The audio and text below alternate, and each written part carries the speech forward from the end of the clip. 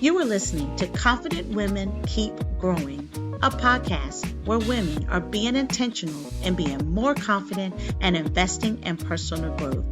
Let me tell you, you put confidence and growth together, you have a formula that helps anyone make significant strides in reaching their full potential. I'm Nedra Owens, your host. Let's get started. Hello and welcome to Confident Women Keep Growing podcast. And I'm going to tell you what, this is going to be a great week. Again, thank you for joining me again this week. And make sure to share this with a friend, share this with a coworker, because I'm telling you what, the content is so great. And I know I'm biased, but I think it's just really, really good. Now, today we're going to do something a little different. I thought it'd be great to go ahead and answer questions because I received questions that people want answered. And I said, this would be good to do Q&A. And we're probably going to have some more of these. And so I probably will be reaching out to you guys here soon and saying, listen, send me your questions. Send me your questions so that therefore we can have an opportunity to have Q&A here on the podcast. Now, let me tell you what questions I'm going to answer today. The first one is, how do I say no without feeling guilty? The next one is, how do I find my voice in environments that try to silence me? So good. The next one, what if I feel called to lead, but no one is following me yet? And then the last one we're going to talk about today, I'm going to answer, how do I deal with friendships that no longer support where I'm going? So again, if any of these are intriguing to you, please make sure to listen today. All right, let's go ahead and dig in. Let's look at the first one. How do I say no without feeling guilty? This is a very good question, and thank you so much for submitting it. But I want to challenge you that if you're feeling guilty, there's a part of you that is associating not pleasing people, and you're associating that with your value or your self-worth. I want to challenge you about that. And then you really got to kind of figure it out, because you got to also to examine, what is your why? What is your why? Why are you doing what you're doing? What is your why in life? What is your purpose? What is your vision? I'm always going to draw you back to what is your purpose and vision in life. And guess what? You've got to know it. Why? And you got to stick to it. Because if you don't, you will allow people to derail you of what the original purpose and plan that God has called you to do. And I know if you're talking about purpose and vision, hopefully most of y'all's purpose and vision also to include helping others, because that's a very crucial part of the plan that God wants us to do for our lives. But guess what? He didn't call us to help everybody, and you got to know exactly who to help and who not to help. But let me tell you this example, and then I'll continue to answer this question. I often think about our church, Risen Church in Florence, South Carolina. And our vision is to empower people to be successful in every area of life through the Word of God. And our mission, it talks about how we're going to go and accomplish this vision. We're going to help people to connect, help people to serve, help people to grow, and help people to get locked in. Now, the reason why I shared all this with you is because when you look at our vision and you look at our mission, we knew in the earlier years of our ministry that it wasn't going to be beneficial to have a benevolence fund, because our church in the beginning years was not in the position to have a benevolence fund.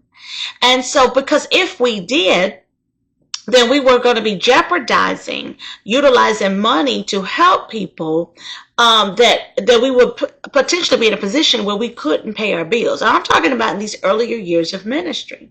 So, but the reason why I gave you the vision and I gave you the mission, because that's our purpose, that's our why. So we had to stay focused on, why did God call us here to Florence? He called us to empower people to be successful in every area of life through the Word of God.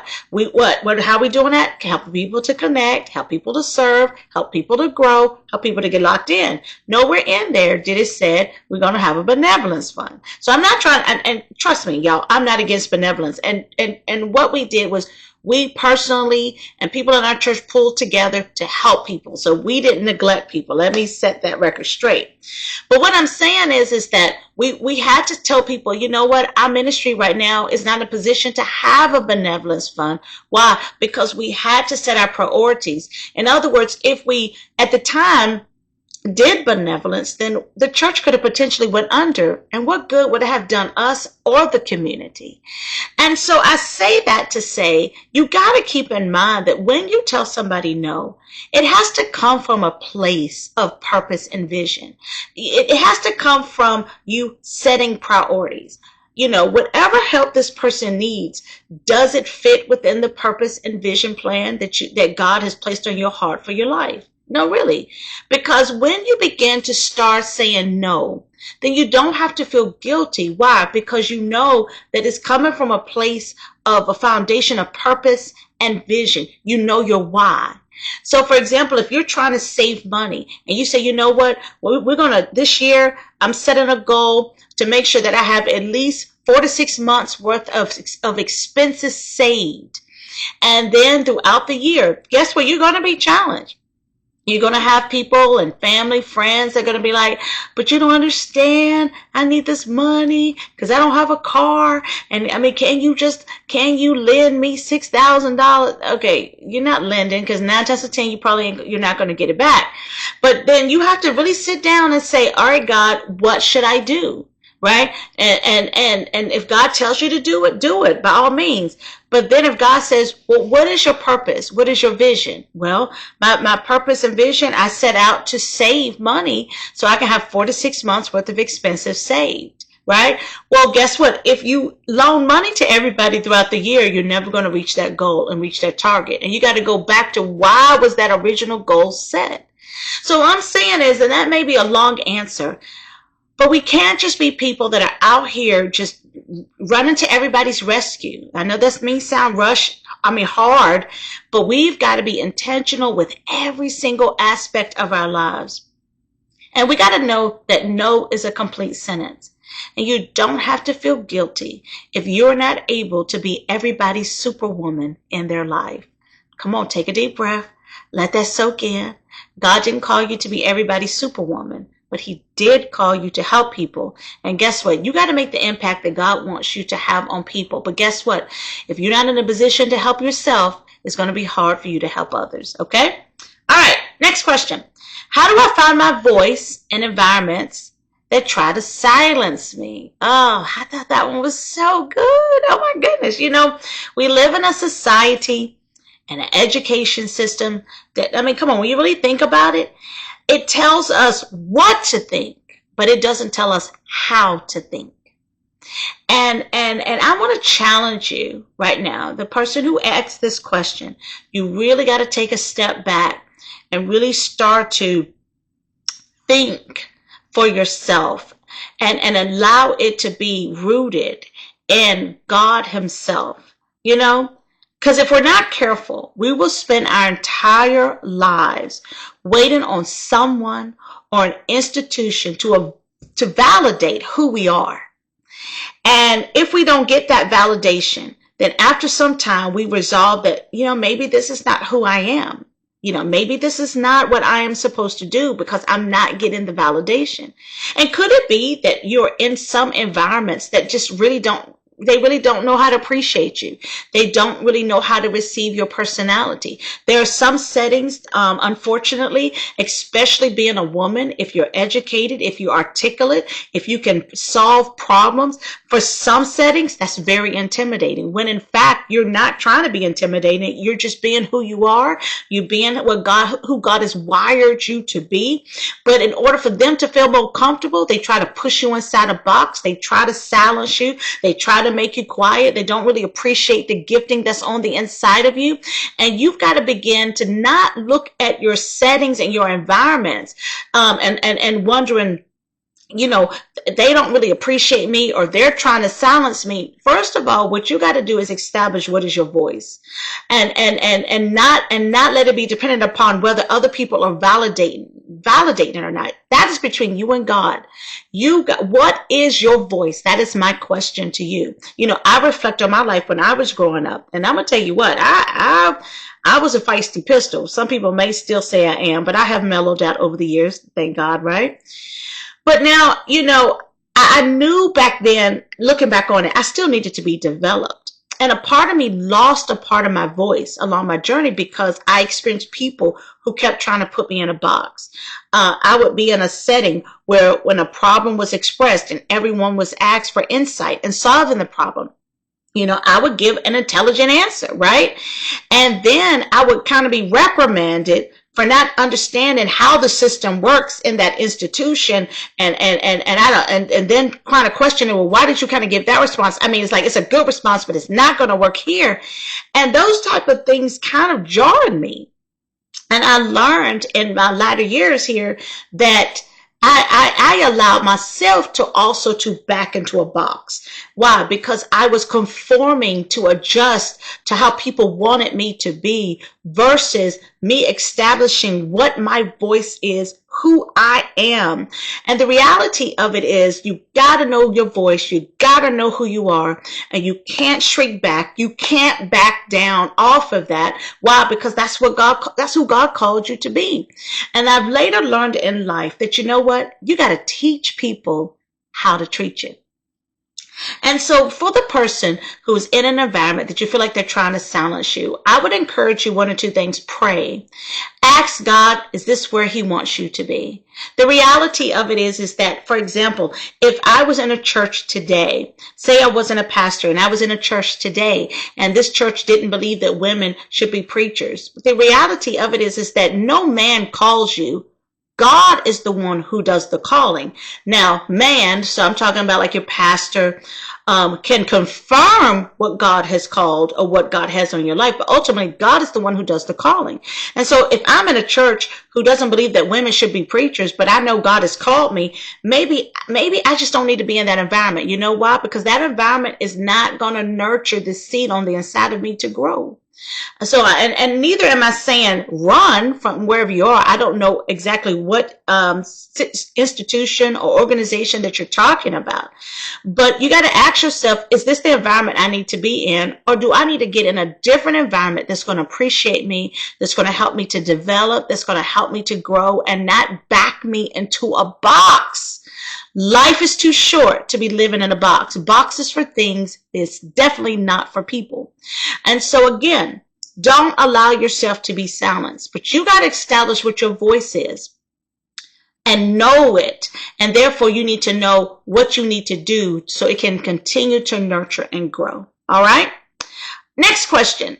It says, what if I feel called to lead, but no one is following me yet? I love this because leadership is so dear to my heart, and I love it because leadership is something that impacts every aspect of everybody's life, whether they realize it or not.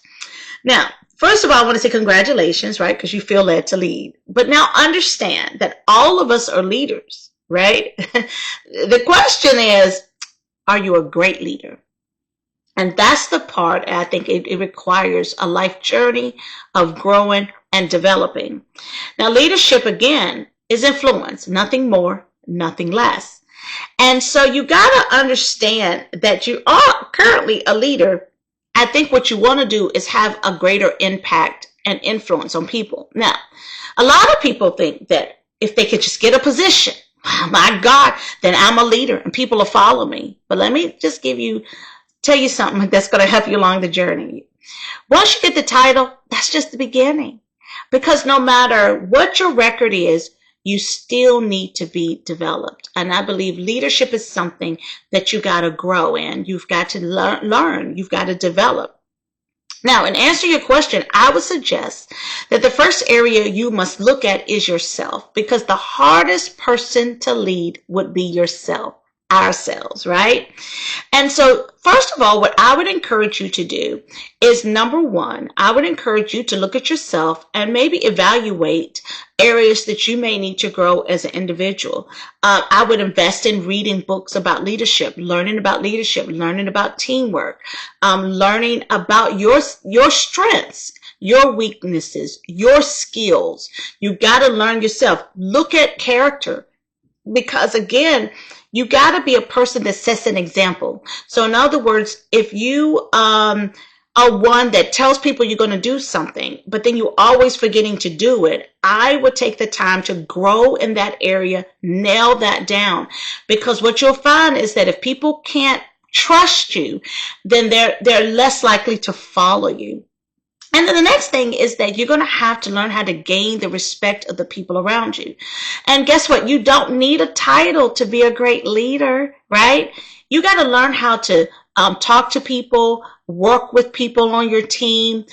You got to earn the respect of people. Once you start earning the respect of people, once people know that your motives are pure and that you genuinely want to help, you want to help the vision to grow or the department to grow, wherever you are operating in your life, then people are going to naturally start following you.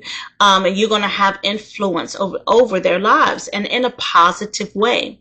So again, it's not about, I don't have anybody following me. I think the first thing to do is look at yourself, work on yourself, grow as an individual, be mindful about people, have genuine, good, authentic motives, right, for people and for the organization that you're working with. And trust me, you will find that people will be following you, and you're definitely on the road to be a great leader. Okay. Now, here's the last one. Hopefully this is a blessing to you all. The last question is, how do I deal with friendships that no longer support where I am going? Man, this can be a challenging one for you if you've ever reached this point. But we are listening, right? We all are watching or listening to Confident Women Keep Growing, right? And if we're going to continue to grow in life, it is inevitable that you're going to have friends or people in your life that may choose not to grow. And when you have people in your life that aren't growing like you're growing, right, then something is going to hit the road at some point, because at some point you're not going to be compatible. You're not going to be in agreement in certain areas of your life.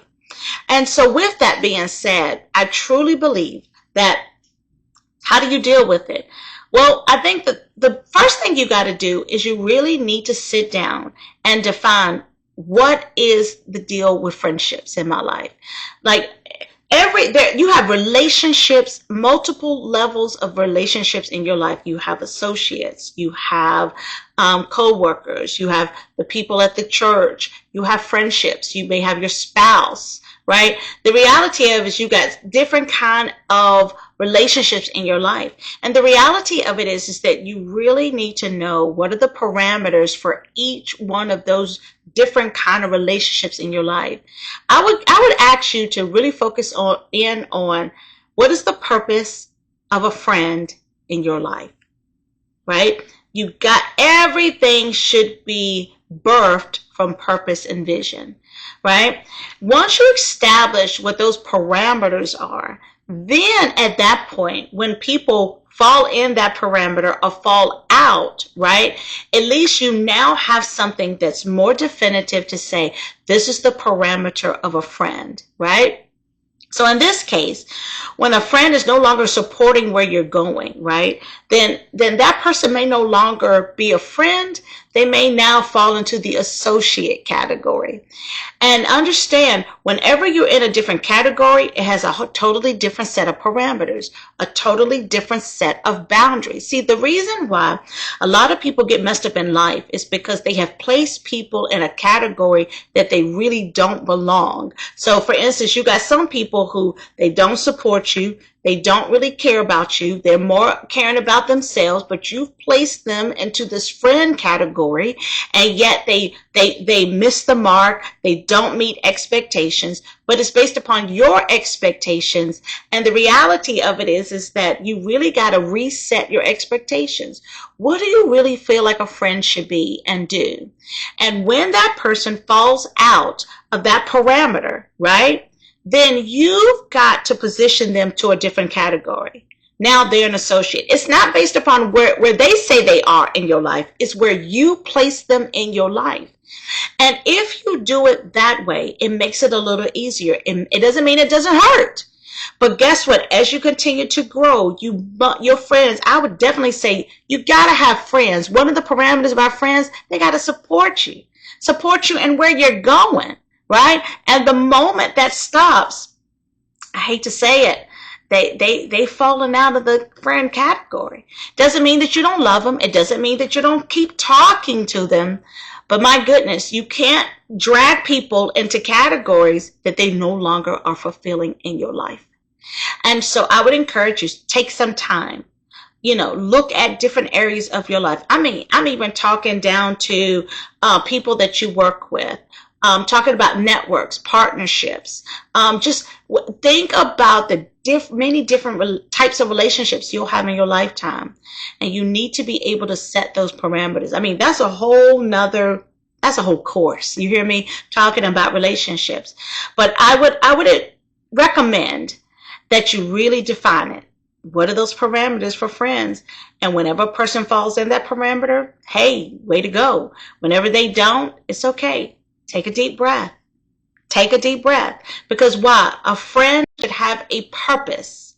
And therefore, but you have to define what that purpose is, right?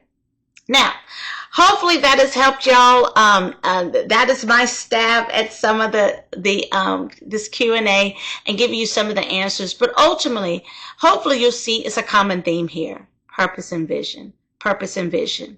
Every aspect of your life should be very intentional. Very intentional. But it requires you to get clarity on what your purpose, what your vision is for your life. Now, I want to leave you with this quote. This is by Maya Angelou.